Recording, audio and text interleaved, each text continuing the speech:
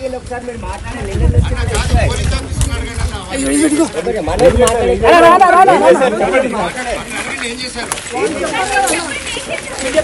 నమస్కారం. నేను ఆస్తి కోసం ఈ పోరాటం చేయట్లేదు. ఎందుకంటే ఈ పోరాటం కూడా కాదు, ఇది ఆత్మగౌరవానికి సంబంధించి, నా భార్య పిల్లల సేఫ్టీకి సంబంధించి. ఇది నాతో ఒక మగాడిగా తొక్కేదానికి నా పాపని ఇంక్లూడ్ చేయడం, నా బిడ్డల ఇంట్లో ఉండగానే అలా బిహేవ్ చేయడం కరెక్ట్. ఈరోజు పోలీస్ దగ్గరికి నేను వెళ్ళి ప్రొటెక్షన్ నేను మొన్న వచ్చి అడిగినప్పుడు మీకు అన్ని ఎవిడెన్స్ ఇస్తాను.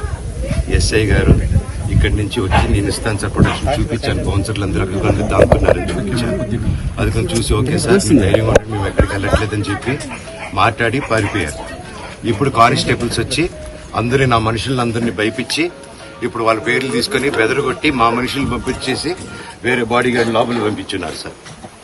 ఏం జరిగిందండి అసలు? గొడవలు ఎందుకు జరిగాయి? మిమ్మల్ని ఎందుకు డిపార్ట్మెంట్ ఎందుకు వన్ సైడ్ తీసుకుంటున్నారు? కంప్లైంట్ తీసుకున్న తర్వాత వాళ్ళకి ఏ అధికారం ఉంది? నా ప్రొటెక్ట్ చేసే మనుషుల్ని పంపించేదానికి అధికారం ఉంది.